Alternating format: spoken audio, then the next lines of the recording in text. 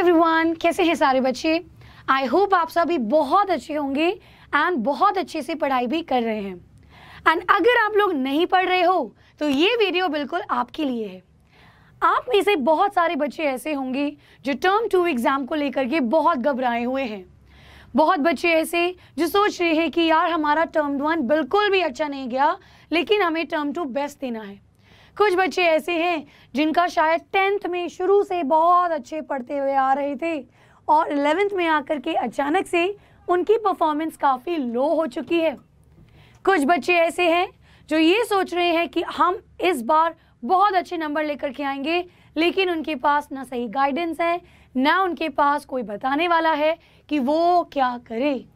कुछ बच्चे ऐसे हैं जो उन्होंने कुछ भी नहीं पढ़ा है अभी तक और ये सोच रहे हैं क्या अभी भी पढ़ना अगर मैं स्टार्ट करूं तो क्या मैं अपना टाइम से सिलेबस खत्म कर पाऊंगा। कुछ बच्चे सोच रहे होंगे यार सब कुछ तो पढ़ लिया है, अब क्या करूं। कुछ बच्चे ऐसे होंगे यार मैं क्लास 11th में हूं, मुझे शुरू से ही नीट का भी पढ़ना है, क्लास 12th में जाने से पहले मुझे बाकी बच्चों से पहले ही 12th का स्टार्ट करना है, तो मुझे 11th का बहुत अच्छे से पढ़ना है ताकि बाद में नीट में दिक्कत नहीं हो। होंगे ना ऐसे बहुत सारे बच्चे। ये सभी का सवाल आपको इस वीडियो में मिलेगा। मैं आपके साथ डिस्कस करूंगी क्या बिल्कुल करेक्ट रहेगी आपके लिए टर्म 2 की तैयारी। मैं अपने एक्सपीरियंसेस आपके सामने लेकर के आऊंगी। मैंने बहुत सारे स्टूडेंट्स को पढ़ाया है, हर साल आप जैसे कई सारे बच्चों को मैं पढ़ाती हूँ और काफ़ी बच्चे हो गए। उनका एक्सपीरियंस लेकर के मैं आपको बताऊंगी वो सही तरीका कि आप अपने एग्ज़ाम में एक्सेल कर सकते हैं अगर आप अभी भी पढ़ना स्टार्ट करें तो। सो लेट्स स्टार्ट बच्चे। एक बार मैं अपने बारे में आपको बता दूं, मैं हूं शिवांगी शर्मा, आपकी बायोलॉजी टीचर, और मेरे को एक्सपीरियंस है मोर देन 6 इयर्स पढ़ाने का। मैं आपके जैसे कई सारे स्टूडेंट्स को 11th 12th और नीट के लिए मेंटोर कर चुकी हूं और वो बहुत अच्छी रैंक्स ला चुके हैं। सो नाउ मेरी ये जर्नी रेडी है आप लोगों को भी सक्सेसफुल बनाने के लिए। लेकिन आज मैं अपने अलावा आपसे भी कुछ कहना चाहती हूँ। बच्चे आप यहाँ पे देख रहे होंगे बहुत सिंपल सी चीज़ लिखी है, बहुत आप डेली उसको सुनते हो, डेली पढ़ते हो, कहीं ना कहीं देखते हो, लेकिन वो आपके जहन में नहीं उतर पाता। चलिए एक चीज़ बताती हूँ मैं आपसे। बेटा आप सभी ने सोचा है कि मुझे अपने मम्मी पापा का नाम रोशन करना है। कुछ बच्चे ऑनेस्टली स्पीकिंग मेरे पास ऐसे स्टूडेंट्स हैं जिनकी फाइनेंशियल कंडीशन ठीक नहीं है, जो ये चाहते हैं कि उनके पेरेंट्स जो उनके लिए इतना मेहनत कर रहे हैं मैं उनके लिए करके दिखाऊं, उनको प्राउड फील कराऊं। जो मेरे पे वो सारा का सारा खर्चा कर रहे हैं मैं उसको अपनी मेहनत से दिखा पाऊं। कुछ बच्चे बेटा ऐसे भी हैं जो पढ़ाई में थोड़े से वीक हैं लेकिन मेहनत बहुत करते हैं। बहुत पढ़ने के बावजूद भी आप अपने नंबर को इम्प्रूव नहीं कर पाते हो। सो एक चीज़ बेटा याद रखिए, अगर आपने किसी चीज़ के बारे में सोचा है, अगर आपका दिमाग उसको सोच सकता है तो आप वो कर भी सकते हो। It's a human body, we are developed from evolution. हम ये चीज़ कैसे भूल सकते हैं कि अगर मेरा दिमाग किसी चीज़ को सोचने की कैपेसिटी रख सकता है तो मेरी बॉडी उसके लिए रेडी भी हो सकती है। You have to fool your body, you have to fool your brain.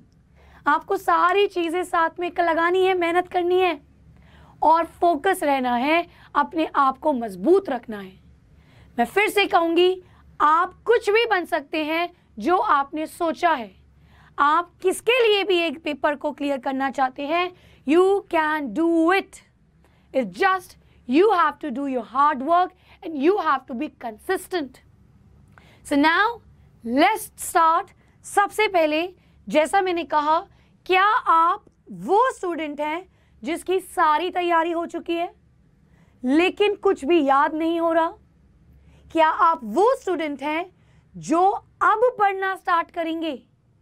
थोड़ा बहुत कच्चा पक्का पढ़ा हुआ है लेकिन भूल रहे हैं बार बार और ये वेट कर रहे हैं कोई मुझे ये बता दे कि ये एग्जाम में आएगा तो मैं कर लूँगा। क्या आप वो स्टूडेंट हैं जो बहुत अच्छे नंबर लेकर के आना चाहते हैं, अपने कॉन्सेप्ट्स बिल्ड करना चाहते हैं, नीट के लिए भी आगे अभी से ही तैयारी करना चाहते हैं? या आप वो सारे स्टूडेंट्स हैं जो बहुत घबरा रहे हैं कि क्या होगा, मेहनत करी है नहीं करी, होगा क्या, नंबर तो सबको चाहिए। तो सबसे पहले आप अपने आप से पूछें, क्या आप रेडी हैं? Are you ready? I will tell you all those things जो आपको करनी है। So if you are ready, I am here for you. मैं आपकी मदद करूंगी हर चीज में। तो चलिए बेटा, सबसे पहले आपको करना क्या है? पहली चीज, वो सारे कैटेगरीज बच्चों के लिए एक एक करके मैं बताऊंगी। आपको सबसे पहले क्या करना है? अगर आप अपनी तैयारी स्क्रैच से स्टार्ट करोगे, आपने इसके पहले कुछ भी नहीं पढ़ा, सो सबसे पहले you have to collect all the information. यार मुझे पास अभी भी बच्चे ऐसे आए हैं जो अभी इसी असमंजस में है कि पेपर होगा नहीं होगा, काश पेपर नहीं हो। बेटा अगर आपका पेपर नहीं होगा, ठीक है, क्लास 12th में तो होगा, चलिए उसमें भी ग्रेस मार्किंग मिलती है या इंटरनल असेसमेंट होता है, एंट्रेंस तो दोगे, तब क्या करोगे? आपको नहीं लगता कि ये जो पेपर नहीं होने की आपके अंदर इच्छा जाग रही है, ये आपको वीक बना रही है?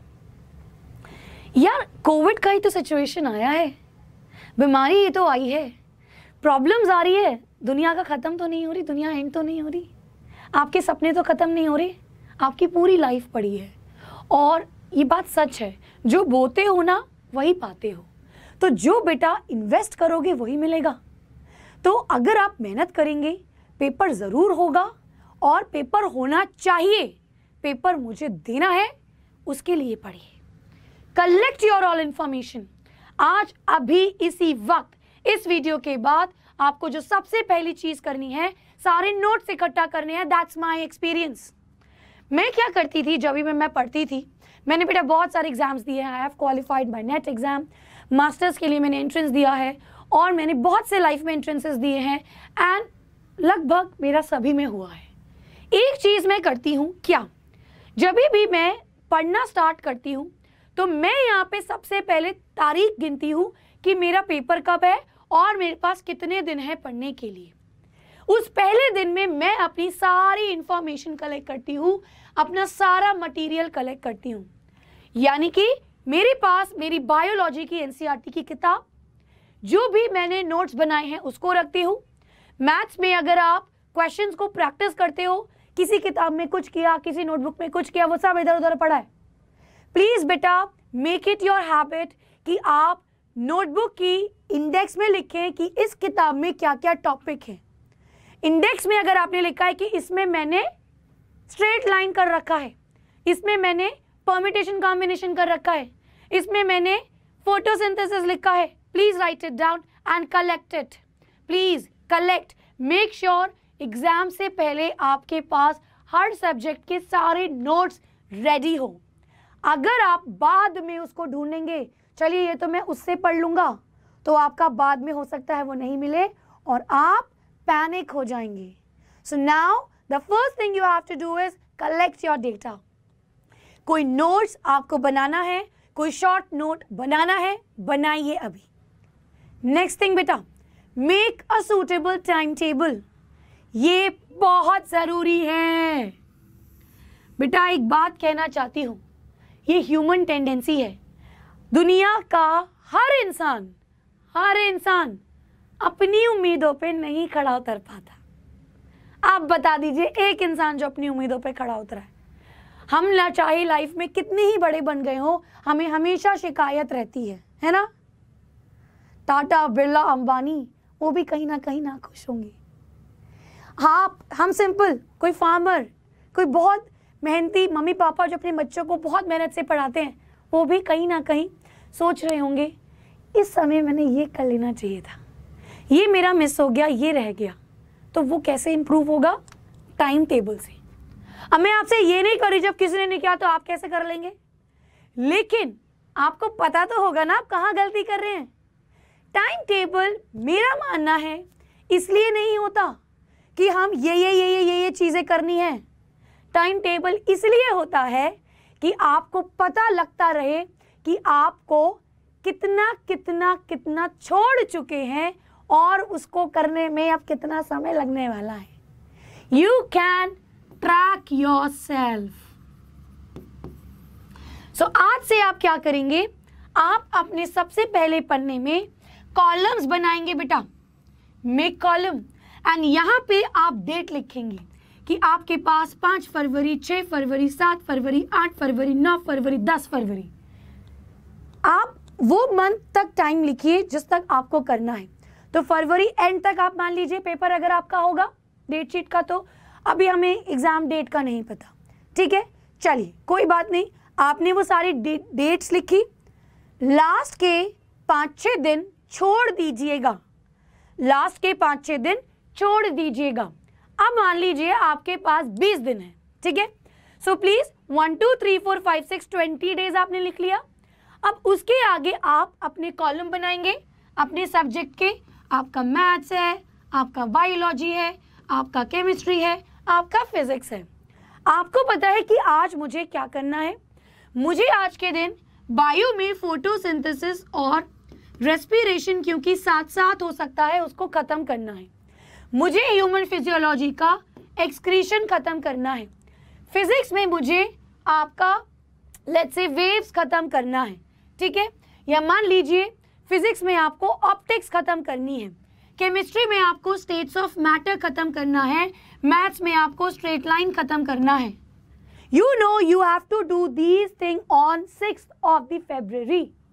After the end of day, mark a tick if you do it. जब आप ये चीज करते हैं तो आप अपने आप से खुश होते हैं कि आज का टारगेट मेरा पूरा हुआ। आप बेटा छोटे छोटे टारगेट्स को अपनाइए, बड़े बड़े टारगेट्स में मत उलझिए। बच्चे सोचते हैं मैम सिलेबस कब होगा, मैम ये कब होगा, मैं ये कैसे करूं, मैं वो कैसे करूं। अरे भैया जो तुम्हारे पास है उसको तो कर लो। मैं बेटा आपकी मदद करूंगी, वन शॉट रिविजन्स में लेकर के आई हूं। मैंने आपको कुछ चैप्टर्स कराए हैं और काफी कुछ आप पहले से ही पढ़ चुके हो। तो नाउ आप यहाँ पे क्या करेंगे, आप टिक टिक मारते रहिए जो आपको पढ़ना है। आपको ये पता लगेगा कि यार आज मैं ये नहीं कर पाया, तो आपके पास लिखा होगा अगले दिन आपको ये भी करना है और दूसरा भी करना है। So it's better to panic during the time of preparation rather before exam. उस टाइम पैनिक हो जाओगे, इससे अच्छा पहले डर जाओ, नहीं कि आज अब कल करना पड़ेगा, परसों और बड़ा, तरसों जो आज कल कल करे सो आज करत वाली बात है भाई, आज ही करना है। नहीं हुआ तो टाइम टेबल से पता लगेगा कि इतना छूटा है, ठीक है। You have to follow your time table. जैसा मैंने कहा कोशिश कीजिए मैक्सिमम उसको फॉलो करने की, और लास्ट के 5 दिन का गैप रखिए कि अगर कुछ प्रॉब्लम हो, बिकॉज 100% नहीं हो पाता, so you can extend it. Now block the blockers, जो आपको रोक रहा है। कोई इंस्टाग्राम चलाने में आपका टाइम वेस्ट होता है, ब्लॉक इट। कोई आपका दोस्त आपको बार बार परेशान कर रहा है, ब्लॉक इट।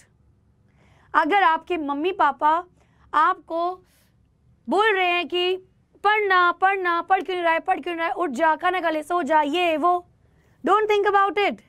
उनको प्यार से कह दो ये मेरा टाइम टेबल है, आज से मैं ये फॉलो करूंगा। वो आपको तंग नहीं करेंगे, वो आप पे गुस्सा नहीं होंगे। आप पढ़िए, आप पढ़ेंगे, ठीक है। And stay motivated. Each day you have to think you can do it, ठीक है। जो नहीं होगा उस पर मत घबराइए, जो हो चुका है, जो करना है, उस पर फोकस कीजिए। नाउ बेटा अब बारी आती है कि आपको बायोलॉजी में किन चीज़ों का मटेरियल इकट्ठा करना है। So you know you have 3 units. एक आपका स्ट्रक्चर सेल का। अब ये जो बेटा आपका है ना your cell structure and function, तो इसमें आपका चैप्टर नंबर 10 आता है which is the cell cycle and cell division. ये आपका हो चुका है, इसको करके साइड में रख दीजिए, ठीक है। मुश्किल से 1 घंटे में आप ये पूरा चैप्टर रिवाइज कर सकते हो। देन प्लांट फिजियोलॉजी, इसमें आपके पास 3 चैप्टर्स हैं। हम इसमें से 2 चैप्टर्स कम कर चुके हैं। नेक्स्ट क्लास में आपका पूरा प्लांट ग्रोथ एंड डेवलपमेंट एक ही चैप्टर में हो जाएगा। फिर बेटा human physiology, so we have 1 2 3 4 5 6 chapters, so we will be completing in 6 lectures. तो नेक्स्ट 6 लेक्चर में मैं आपको ये सारे के 6 चैप्टर कराऊंगी, ठीक है। That's my promise. नाउ बेटा, नाउ द पॉइंट इज अब पढ़ना क्या क्या है और किस तरीके से पढ़ना है। सबसे पहले आपको मास्टर करना होगा टफ चैप्टर्स का। कहने का मतलब ये है, अगर आपको ये लगता है कि मैम हमारा ये टॉपिक डिफ़िकल्ट है, इसको हम बाद में पढ़ेंगे, पहले हम ये करते, बेटा ये बेवकूफ़ी होती है, लिटरली बेवकूफ़ी होती है, क्योंकि आपको जो आता है आप उसी में समय लगा रहे हो। मान लीजिए अगर आप आज से पढ़ना स्टार्ट कर रहे हो, ठीक है, लॉजिक की बात करती हूँ, और आपने पकड़ा सेल चैप्टर। अब आप मुझे एक बात बताओ, इसको पढ़ने में कितना समय लगेगा? और ऐसा तो होगा नहीं तुम बाद में भी पढ़ोगे, तुम्हें पहले भी उतना ही आता है, बाद में भी उतना आता है, तो बाद में ही पढ़ लो ना यार, पहले क्यों पढ़ना है, दो टाइम क्यों देना है? आज वो करेंगे जो नहीं आता है, क्योंकि बाद में वो नहीं हो पाएगा। So now me saying to you what, आप मुझे कमेंट सेक्शन में बताइए आपके टफेस्ट चैप्टर्स, आपकी प्रायोरिटी के हिसाब से वो चैप्टर्स को मैं आपको पहले कराऊंगी। We are going to complete the plant growth and development and after that हम बेटा पीछे से स्टार्ट कर लेंगे। जो भी आपको पहला करना है प्लीज यहाँ पे कमेंट्स में आप मेंशन कीजिए। You have to complete what is important first. आपको वेटेज के हिसाब से चलना है, आपको high interest, high strong topic ये देखना है। तो मान लीजिए आपका वेटेज है सेल का 5, ह्यूमन फिजियोलॉजी का 18, बेटा 6 चैप्टर 18 नंबर दे रहा है और 3 चैप्टर 12 नंबर दे रहा है, तो आपका मेन फोकस होना चाहिए पहले इन 12 नंबरों पे। 3 से 12 नंबर आ रहे हैं, आपके 1 से 5 आ रहे हैं, तो आपको क्या करना है, अगर आपको ये इजी लगता है तो आप पहले प्लांट फिजियोलॉजी करिए, क्योंकि आपको पता है 3 चैप्टर 12 नंबर देगी। लेकिन अगर आपको ह्यूमन फिजियोलॉजी इजी लगता है, तो अगर ह्यूमन फिजियोलॉजी आपको टफ लगता है तो इसकी भी अच्छी खासी वेटेज है। मैं आपको बताऊंगी कौन सा चैप्टर कहाँ से इंपॉर्टेंट है, उन टॉपिक्स को कीजिए और इस तरीके से प्रोसीड कीजिए। नाउ द नेक्स्ट थिंग बेटा, you have to study accordingly कि आप अपने मिनिमम 3 सब्जेक्ट्स डेली कंप्लीट कर पाएं, ये बहुत ज़रूरी है। और इसमें कोशिश कीजिएगा जब भी आप सुबह उठ के पढ़ते हैं तो सबसे पहले वो पढ़िए जिसमें ज़्यादा लर्निंग हो। रात को मान लीजिए सबको नींद आती है ना, कि मैम अब तो हमें नींद आ रही है, मुझसे अब याद नहीं हो रहा, मैं पढ़ता हूँ फिर सो जाता हूँ। तो बेटा बाद में वो पढ़ लो ना जिसमें नींद नहीं आती आपको, पहले वो पढ़ो जिसमें नींद आती है, ठीक है। चलिए एनसीईआरटी पे फोकस कीजिए। अगर आप अभी से स्टार्ट कर रहे हैं तो बेटा आपको केवल क्लास और जो आपके नोट्स हैं इतना ही पढ़ना है, और उसके बाद आप एनसीईआरटी को रीड कर लीजिए, कोई भी दूसरी किताब से नहीं पढ़ना। आप सोचेंगे कि रेस्पिरेशन का केल्विन साइकिल बड़ा मज़ेदार समझ में आया, चलिए इसको इसमें से भी पढ़ लेता हूँ, ट्रूमैन से भी पढ़ लेता हूँ, इसमें से भी। अरे क्यों पढ़ना है, आएगा ही नहीं ना, वेस्ट क्यों करना है टाइम। मैं बड़ी बेवकूफ़ थी स्कूल टाइम पे, मैं पूछती थी पूछो इस चैप्टर से मुझसे कुछ भी पूछो। काइनेमेटिक्स मुझे बहुत पसंद था, मोशन इन अ प्लेन मुझे बहुत पसंद था, तो मैं खूब सारे क्वेश्चंस प्रैक्टिस पूछो करती रहती थी। एच.सी. वर्मा कर ली, ये कर लिया, वो कर लिया, करती रही। बाद में मुझे अकल आई, अरे यार जो मुझे आता ही है मैं उसमें ही ज़्यादा समय क्यों लगा रही हूँ। वेव्स एंड ऑसिलेशन मुझे बिल्कुल नहीं आता था, तो मैं उसमें पढ़ूंगी ना भाई। 11th-12th का मिला करके बात बता रही हूँ मैं आपको। जो चीज़ मुझे ग्रेविटेशन का याद ही नहीं होता था तो मैं ग्रेविटेशन पढ़ूंगी ना।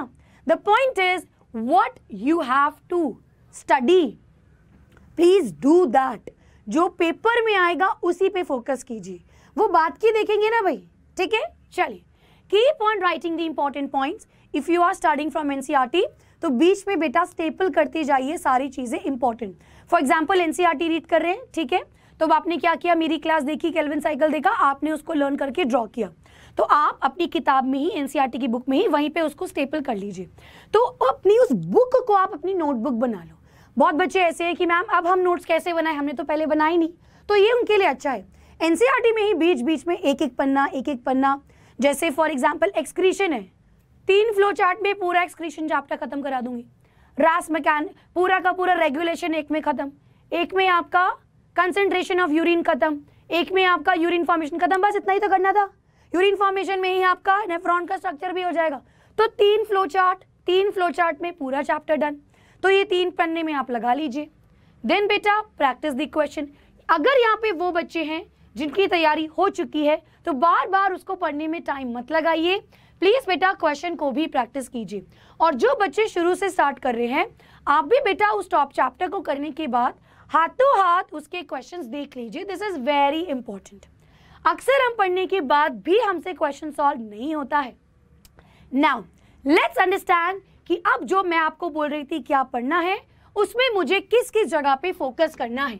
सो देखिए बेटा, अगर आपकी जो एमसीक्यूज की बात करें तो cell cycle and cell division में ज्यादातर एमसीक्यू आपके G0, G1, G2 फेज से पूछे जाते हैं, यानी आपका इंटरफेज से पूछा जाता है एमसीक्यू। और बच्चे आपका मियोसिस प्रोफेज 1, सो मियोसिस 1 का प्रोफेज 1, इन दोनों में से ज्यादा पूछा जाता है।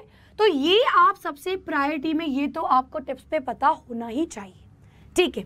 अगर मैं फोटोसिंथेसिस चैप्टर की बात करती हूँ तो इसमें बेटा आपको पता होना चाहिए कि आपके पिगमेंट्स क्या हैं।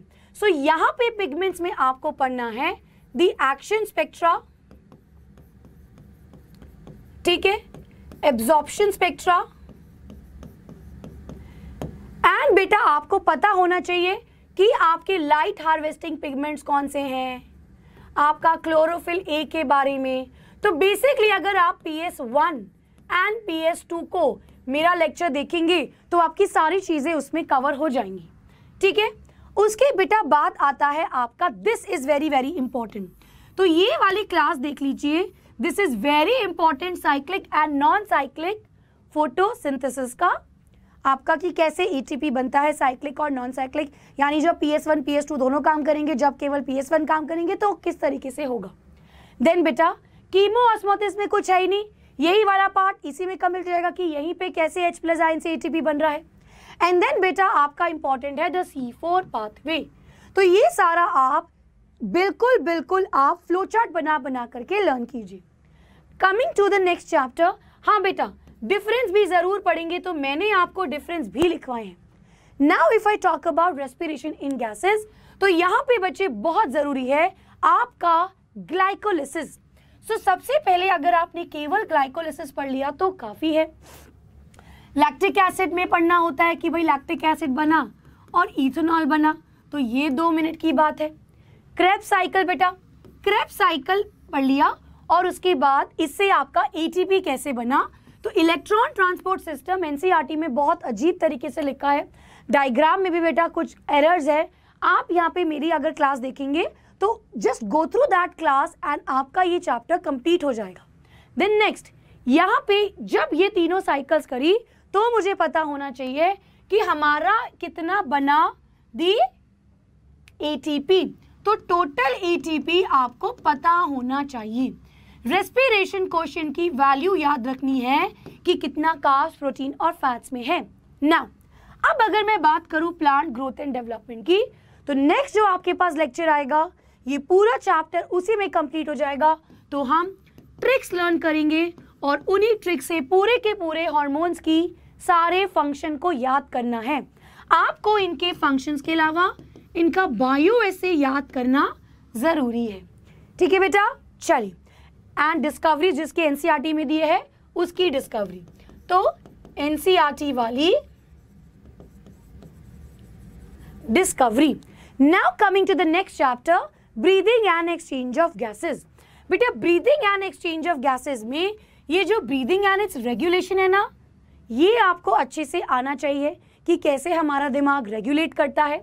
उसके बाद बेटा सारे फिजियोलॉजी में डिसऑर्डर्स आर इंपॉर्टेंट, और एक पेज में ही सारे डिसऑर्डर्स लिख लीजिए।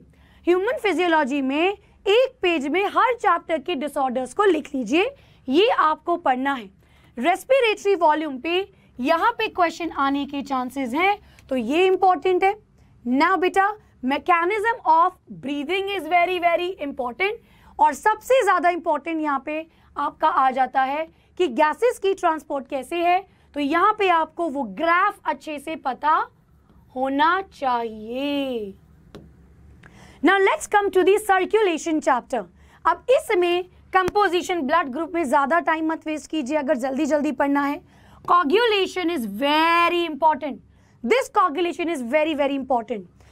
कंपोजिशन में आपको पता होना चाहिए कि मैक्सिमम क्या है, मिनिमम कितना है, न्यूट्रोफिल इसिनोफिल्स की वैल्यूज आपको सबको पता होनी चाहिए।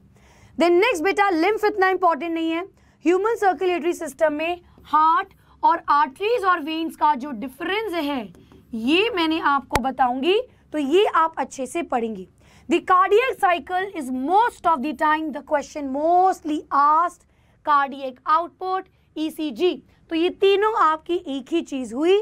ये बहुत अच्छे से इजी से मैं आपको बताऊंगी। एंड बेटा अगेन इसमें आपके डिसऑर्डर्स, रेगुलेशन यहाँ पे इतना इंपॉर्टेंट नहीं है, disorders are important. Now next come to the next chapter, excretory products and elimination. तो जैसा मैंने कहा आपको तीन चीज यहाँ पे पढ़नी है।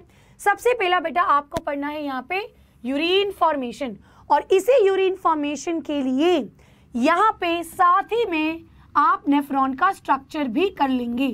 तो नेफ्रॉन का स्ट्रक्चर यूरिन फॉर्मेशन में ही होगा। फिर बेटा किडनी रेगुलेशन कैसे करती है, सो आपका रेगुलेशन एंड ऑस्मो रेगुलेशन जो पार्ट है, जिसमें आपका कि जब ब्लड प्रेशर कम हो, जब ब्लड प्रेशर ज़्यादा हो, रास मैकेनिज्म, एएनएफ वाला, ये आपको पता होना चाहिए। And then this is very very important. एक छोटी सी जगह ही वहीं पे लिख लीजिए कि कौन से ऑर्गेनिज्म अमोनोटेलिक है, कौन से यूरियोटेलिक है, कौन से यूरिकोटेलिक है, तो ये भी मैं आपको इंपॉर्टेंट लर्न कराऊंगी। देन बेटा ऑब्वियसली डिसऑर्डर्स जैसे मैंने कहा सभी के जरूरी है। नाउ लोकोमोशन एंड मूवमेंट में यहाँ पे तो कुछ नहीं करना, छोटे से लेक्चर में सारी चीजें कंप्लीट करा दूंगी, जिसमें आपको केवल स्केलेटल मसल का स्ट्रक्चर, कॉन्ट्रैक्टाइल प्रोटीन, तो मैं आपको एक ही डायग्राम से यहाँ पे इसका पूरा का पूरा कॉन्ट्रैक्टाइल प्रोटीन का स्ट्रक्चर पता लग जाएगा, और एक ही डायग्राम से आप स्लाइडिंग फिलामेंट थ्योरी करेंगे। ठीक है, तो आपको बेसिकली क्या करना है, आपको डायग्राम से ही ये पूरा चैप्टर को रिवाइज करना है। Now if we come to the next last two chapters, so neural control and coordination में सबसे ज्यादा इंपॉर्टेंट है the generation and conduction of nerve impulse. कैसे पोलराइजेशन, डीपोलराइजेशन, रीपोलराइजेशन होता है, सो वो तीन स्टेजेस। बाकी चीजें बेटा इंपॉर्टेंट है, इतनी ज्यादा नहीं पूछी जाती, लेकिन ये चीज आपको अच्छे से पता होनी चाहिए। And then we come to chemical control and coordination. The whole chapter is very very important और सबसे इजी चैप्टर है। आपको हर ग्लैंड्स का हर हार्मोन पता होना चाहिए, कौन सा हार्मोन कौन सा काम करता है, किस हार्मोन के ज्यादा सिक्रीशन से क्या होगा, किस हार्मोन के कम सिक्रीशन से क्या होगा। So this entire chapter is whole important. ठीक है, चलिए। एंड नाउ क्योंकि अब हमें पता लग गया कि हमें क्या पढ़ना है, अब हम बात करेंगे कुछ इंपॉर्टेंट चीज़ों की, जैसे कि टाइम मैनेजमेंट। आप बेटा अभी से ही अपना टाइम मैनेज करें, अपना सोने का टाइम और अपना उठने का टाइम। आप अपना लिखिए कि मैं किस टाइम पे सबसे ज़्यादा एक्टिव रहता हूँ। You have to fool your brain. सुबह से इतना पढ़ूंगा, इतने टाइम में स्कूल की क्लासेस होती हैं, तो स्कूल की क्लासेस में ये वाला टॉपिक कवर हो जाएगा, तो उस टॉपिक को किसी और जगह से मत देखिए। अगर नहीं समझ आया तो देखिए बेटा इस टाइम पे मैं फिर इसको रिवाइज करूंगा। सो time management is very very important. Jeff Bezos का यहाँ पे किस्सा बताती हूँ बेटा। उनकी एक स्टोरी है, एक इंटरव्यू में उनसे पूछा गया था कि सर आप हमेशा वाइट शर्ट क्यों पहनते हैं, तो उन्होंने जानते हैं क्या कहा, अगर मैं अपनी ज़िंदगी का कुछ समय ये बताने में लग जाऊंगा कि मैं क्या कलर पहनूं क्या नहीं पहनूं, तो मैं शायद इतना सक्सेसफुल नहीं होता। मेरे पास तो बहुत कुछ है ना भाई सोचने के लिए। So you always wear white shirt. So time management, आपको प्रायोरिटी बेसिस पे अपने टाइम को मैनेज करना है। और ध्यान रहे बेटा इसमें आप अच्छे से sleeping time, eating time and your fun time भी ज़रूर निकालिए। मैं नहीं कहती कि पूरा दिन आपको पढ़ना है, क्योंकि अगर आपने ये नहीं किया तो एक दिन, दो दिन, तीन दिन पढ़ पाओगे, चौथे दिन सोते रहोगे। ठीक है, so this is very important and most important thing is being healthy. You have to be healthy. Exam से पहले कोई बीमारी मत लगा लेना भाई। चलिए, देन बेटा the last thing I would like to talk about is mistakes. आपने, मैंने बहुत सी गलतियां करी हैं अपनी लाइफ में। आपने टर्म 1 एग्जाम में कुछ गलतियां की होंगी, तो नाउ द पॉइंट इज कि हमें गलतियों को दोहराना नहीं है। मैं इस चीज़ में नहीं मानती कि मेरे से गलती होगी तो मैं अब इसको रिपीट नहीं करूँगी। I always talk to people, मैं बहुत सारे स्टूडेंट से बात करती हूँ और मैं हर स्टूडेंट को दूसरे स्टूडेंट की कहानी बताती हूँ, यही बताती हूँ कि ये उसने किया था, ये तुम मत करना। तो जितनी भी चीज़ें आज मैंने बोली है ना, वो बच्चों ने गलतियाँ की हैं, वो मैंने गलतियाँ की हैं। बेटा हमें दूसरों की गलतियों से सीखना है, क्योंकि अगर आप गलती करेंगे फिर अपनी से सीखोगे तो वो समय तो निकल जाएगा ना। गलती करना बुरी बात नहीं है, करिए, कोई बात नहीं, बट जानबूझ के क्यों करनी है? जब पता ही है कि ये चीज़ नहीं करनी तो don't do it. Alright, so don't do the mistakes, don't repeat the mistakes. Teacher की बात मानिए, कुछ सोच समझ के ही कहते हैं, ध्यान से सुनिए। सबसे पहला, लर्न फ्रॉम योर मिस्टेक्स। अगर आपने ये टर्म 1 में क्या किया, टर्म 1 में आपने इजी चैप्टर पढ़ने में बहुत समय लगा दिया, फिर आपने क्या किया, मुश्किल चैप्टर लास्ट में रह गया, आपका हो ही नहीं पाया। या अगर अगर मान लीजिए आपने प्रायोरिटी अपनी सेट नहीं की, तो आप अपनी प्रायोरिटी सेट करें। दूसरी चीज़, टर्म 1 में आपने क्या किया, आपने लास्ट मोमेंट पे पढ़ाई स्टार्ट करी। आपने सोचा कि लास्ट में पढ़ूंगा। नो बेटा, कोई पेपर अगर आपका 20 दिन बाद है, आप पढ़ लीजिए ना थोड़ा सा, वो वाला पार्ट आगे जाकर के काम हो जाएगा। तो ये मत सोचिए मैं लास्ट के 10 दिन पढ़ूंगा। बहुत बच्चे ऐसे होते हैं, मेरे खुद के घर में बच्चे ऐसे हैं भाई, मेरा भाई, मेरे दोस्त आए, मैं भी अपने आप को एक दिन क्या बोलती थी, भाई मैं नहीं पढ़ती, एक हफ्ते से पहले मैं 2 दिन पढ़ के मस्त नंबर आ जाते हैं। और एक दिन ऐसी लात मारी मेरे केमिस्ट्री पेपर ने और मुझे यकीन लगा नहीं यार अब नहीं करना है ऐसा, पहले से ही पढ़ना है। And I never repeated that mistake. So बच्चे please don't be over confident, don't study in the last moment. इसीलिए शुरुआत में कहा था कलेक्ट योर डाटा, देखो क्या आता है क्या नहीं आता है। आप बेटा अपना टाइम को वेस्ट मत कीजिए, बिल्कुल वेस्टेज मत कीजिए। अगर आप आज कोई बर्थडे हो गया किसी का, पापा का, मम्मी का, आपका, दोस्त का, भाई का, बहन का, नहीं पढ़ पाए कोई बात नहीं, अगले ही दिन उसको कंपनसेट कीजिए, ठीक है। और बहुत इंपॉर्टेंट, अगर आप लर्न करने में दिक्कत आ रही है, अगर आपको लर्न करने में दिक्कत आए तो आप सोच रहे हैं इसको लास्ट में लर्न करूंगा, तो वो लास्ट में लर्न नहीं होगा जब शुरू से ही नहीं हुआ। तो पेपर में लिखने के बाद उसको डेली देखिए, वो टिप्स को आप देखिए, वो ट्रिक्स जो आपने लिखी हैं उसको देखिए। नेक्स्ट बेटा, very important is the right attitude. What you think, what you do, it will make you. आप जो सोचते हैं, जो करते हैं, जो सुनते हैं, हम वैसे ही हो जाते हैं। अगर मैं आपके संग रहूं हमेशा, नींद आ रही है यार चलो कुछ खाने चलते हैं, नींद आ रही है यार चलो सो जाते हैं, खेलने जाना है यार, पढ़ने का मन नहीं, अगर हमेशा आपको ऐसा दोस्त मिले जो हमेशा ऐसी ही बात करे, तो क्या आप भी वैसे नहीं हो जाओगे एक दिन? होता है बच्चे। तो आपको हमेशा पॉजिटिव थिंकिंग के साथ सोचना है। मेरा इतना हो गया, फ़ोन में अपने दोस्तों को फ़ोन मत लगाइए कि अरे तुम्हारा कितना कवर हो गया और मेरा तो बहुत सारा बचा, इसका तो बहुत कुछ हो गया। अरे सोच, सब झूठे हैं, ऐसा सोचो सब झूठ बोलते हैं। नहीं हुआ मेरा कुछ, कोई बोलता है मेरा तो कुछ नहीं हुआ पेपर में, फिर उसका तो सब कुछ हो जाता है। किसी की मत सुनिए, अपने आप पे फोकस कीजिए बेटा, डोंट पैनिक। अगर आप तैयारी के समय पैनिक कर गए तो टाइम ज़्यादा लगेगा ना। तैयारी तो तब भी करनी पड़ेगी, तो रिलैक्स होकर के पढ़ो ना यार, अपना सामने रखो। Now calm, stay calm, meditate and relax and you can do it। चलिए नेक्स्ट चीज बेटा, एग्जाम पॉइंट बहुत इंपॉर्टेंट है। ऑन द एग्जाम डे आप जितनी भी मेहनत करें, अगर आपने अपने एग्जाम में वो 3 घंटे 1 घंटे जितने घंटे का आपका पेपर रहता है अलग अलग एग्जाम, अगर वो आपने सही नहीं बिताए तो आपका पूरा एग्जाम खराब हो जाएगा, आपकी पूरी साल की मेहनत खराब हो जाएगी। और ये दिन कब अच्छा होगा? जब आप डेली थोड़ा कॉन्फिडेंस अपने अंदर बिल्ड करेंगे। We will talk about on the exam day आगे जा कर के, लेकिन आज से ही बेटा कॉन्फिडेंट रखिए। इस दिन के लिए छोटे टारगेट्स को लीजिए, ये दिन बहुत अच्छा जाएगा। और अब मैं बात करना चाहती हूँ एक बड़ी इंपॉर्टेंट चीज़ पे, जो आजकल बच्चे मुझसे कह रहे हैं, मैम सर्दियाँ चल रही हैं, बहुत नींद आती है। एक बार मम्मी को उठ के देखो कैसे आप लोगों के लिए काम करती है, पापा को देखो कैसे काम पे जाते हैं। आपको क्या करना है? उठ के पढ़ना ही तो है। कैसे करें? नींद आती है। अब आपके पास टिप्स हैं, I will tell you some tips. एक बार खड़े हो जाओ, एक बार खड़े हो जाओ, ठंडे ठंडे पैर जमीन पे रख दो।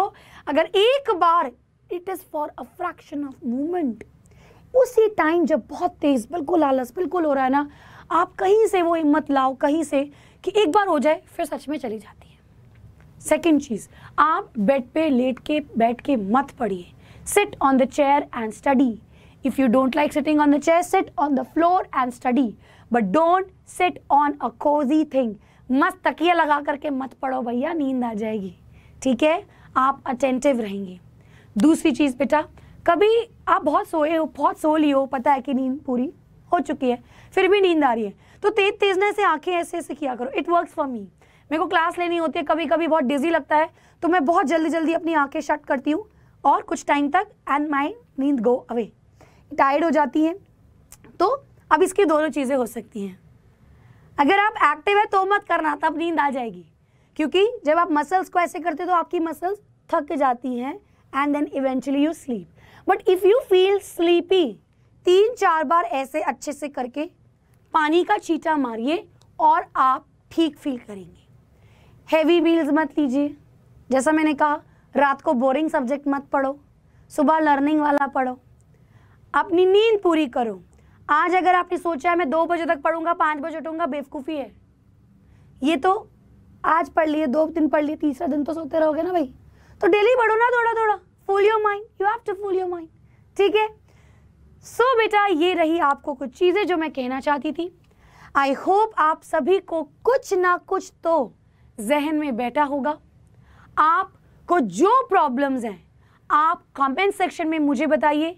I will answer, I will give a solution to your problem. If you have any problem, इसके अलावा कोई दिक्कत आती है, write in the comment section। और जैसा मैंने कहा, कोई चैप्टर जो आप लोग प्रायोरिटी बेसिस पे चाहते हैं तो मैं वो मेंशन करूंगी। जितने ज़्यादा बच्चे बताएंगे उसके अकॉर्डिंग मुझे पता लगेगा and I'll pick that chapter first. All right? So बाकी बेटा all the best, अच्छे से पढ़िए, मिलेंगे नेक्स्ट टाइम। सोते मत रहिएगा, जगे रहिए और पढ़ते रहिए। So bye bye and thank you.